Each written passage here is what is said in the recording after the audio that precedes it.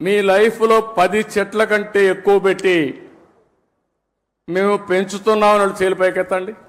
10 చెట్ల కంటే ఎక్కువ. ఓకే, అందరూ ఆక్సిజన్ తీసుకుంటున్నారా లేదా? గాలి పీలుస్తున్నారా లేదా?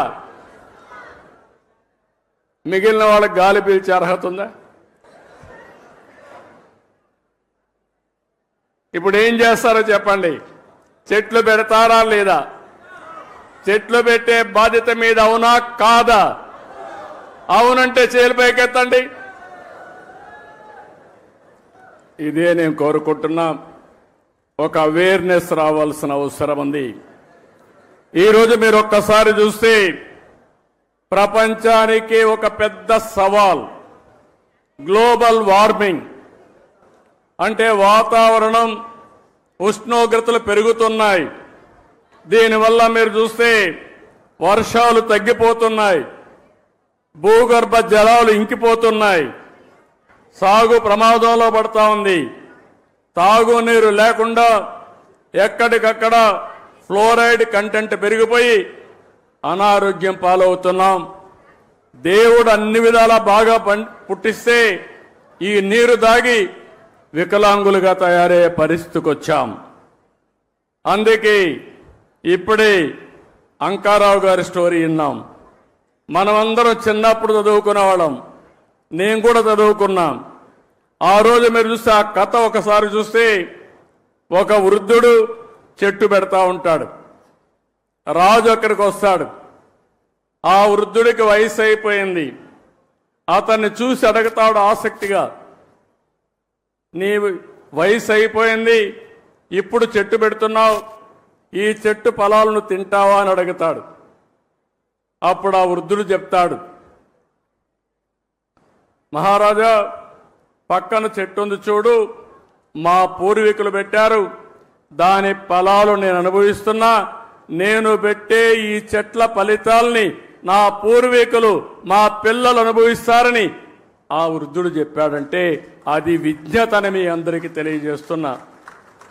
ఆ విజ్ఞతతో మనందరం ప్రవర్తించాల్సిన అవసరం ఉంది. స్వార్థంతో బ్రతకడం కాదు. అలాంటివన్నీ కూడా మనం ఒక్కసారి ఆలోచించుకొని ఆ తాత చెప్పే కథే మనకు ఒక ఆదర్శం. ఇప్పుడు అంకారావు చేసిన పని మనందరికీ ఒక ఆదర్శం అని చెప్పి మీ అందరికీ తెలియజేస్తున్నా. నాకు ఒకసారి ఎప్పుడూ నాకు గుర్తుండేవాడు, ట్రీ మ్యాన్గా గుర్తింపయ్యాడు. ఆ రోజు పద్మశ్రీ వనజీవి రామయ్య నా దగ్గరికి ఎప్పుడూ వచ్చేవాడు. ఎప్పుడు వచ్చినా ఒక చెట్టు తీసుకొచ్చేవాడు. ఊరూరు తిరిగేవాడు, అందరికీ విత్తనాలు పంచేవాడు. సంవత్సరం వచ్చి నాకు రిపోర్ట్ చేసేవాడు. నేను ఈ కార్యక్రమాలు చేస్తా ఉంటే ఆయన ఎప్పటికప్పుడు ప్రోత్సాహపడి ఉత్సాహవంతుడై రోజుకు ఒక మొక్క నాటేవాడు. ఆయన నాటడమే కాదు, అందరి దగ్గర నాటిచ్చేవాడు. ఆ చెట్లను పెంచే కార్యక్రమాన్ని కూడా ఆయన నిర్వహించాడు. అందుకే కేంద్ర ప్రభుత్వం పద్మశ్రీ అవార్డు ఇచ్చింది. దీన్ని మనస్ఫూర్తిగా నేను అభినందిస్తున్నాను. ఆయన ఒక్కసారి స్మరించుకోవాల్సిన బాధ్యత మనందరిపైన ఉందని చెప్పి కూడా నేను మీకు తెలియజేస్తున్నా. ఈరోజు మనం అందరం కూడా గుర్తుపెట్టుకోవాల్సింది స్వర్ణాంధ్ర, స్వచ్ఛాంధ్ర. స్వర్ణాంధ్ర అనగానే ఏదో ఎక్కువ ఆదాయం రావాలి. నేను అందుకే చాలా స్పష్టంగా చెప్పాను, స్వర్ణాంధ్ర అంటే ఆదాయం పెరగాలి, ఆరోగ్యం బాగుండాలి, ఆనందంగా ఉండాలి, హెల్తీ హ్యాపీ సొసైటీ కోసం మనం పనిచేస్తున్నాం. ఇది జరగాలంటే పర్యావరణాన్ని కాపాడుకోవాలి. పెద్ద ఎత్తున ఈరోజే నేను చూశాను ఒక స్టాల్ కూడా. ఇక్కడ మా మంత్రి నారాయణ గారు ఉన్నారు, ఉప ముఖ్యమంత్రి గారి దగ్గర 2 బాధ్యతలు ఉన్నాయి. ఒకటి మీరు చూస్తే ఎన్విరాన్మెంట్ ఫారెస్ట్ ఉంది. దీనివల్ల మనందరినీ ఆరోగ్యం కాపాడాలంటే ఫారెస్ట్ మినిస్టర్గా ఉప ముఖ్యమంత్రి గారు చాలా కీలకం అని చెప్పి కూడా నేను మీకు తెలియజేస్తున్నా. నా మనసుకు దగ్గరుండే సబ్జెక్టు పర్యావరణం, చెట్లు పెంచే కార్యక్రమం అని చెప్పి కూడా నేను మీకు తెలియజేస్తున్నాను. ఈరోజు ఇక్కడ ఒక విషయం ఆలోచిస్తే, నేను చిన్నప్పుడు హై స్కూల్కి పోయేవాడిని. మా ఊరి నుంచి 6 కిలోమీటర్లు నడవాలి, కొన్ని రోజులు సైకిల్లో పోయేవాడిని. మా ఊర్లో ఒక ఆయన సోషల్ యాక్టివిస్ట్ ఉండేవాడు, కేశవయ్య నాయుడు గారిని.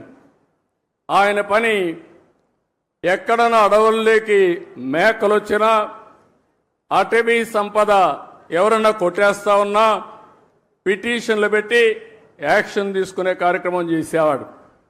ఆ రోజు ఒకరోజు మేము వెళ్తా ఉంటే మమ్మల్ని అందరినీ పిలిచి, ఇది కాపాడాలి, మీ సహకారం కావాలని చెప్పి మా దగ్గర ఫారెస్ట్ ఆఫీసర్లకు ఫోన్లు చేపించాడు, మా దగ్గర లెటర్లు పెట్టించాడు.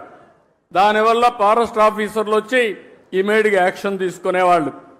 అంటే ఒక పర్యావరణాన్ని కాపాడడం కోసం విద్యార్థుల్లో స్ఫూర్తి నింపిన వ్యక్తి కేశవయ్య నాయుడు. అలాంటి వ్యక్తి ఇప్పుడు కూడా నాకు జ్ఞాపకం ఉంటాడని చెప్పి మీ అందరికీ తెలియజేస్తున్నా. మీలో కూడా గుర్తుపెట్టుకోవాలి, పిల్లలు బాగా చదువుతున్నారు, నాలెడ్జ్తో ముందుకు పోతున్నారు.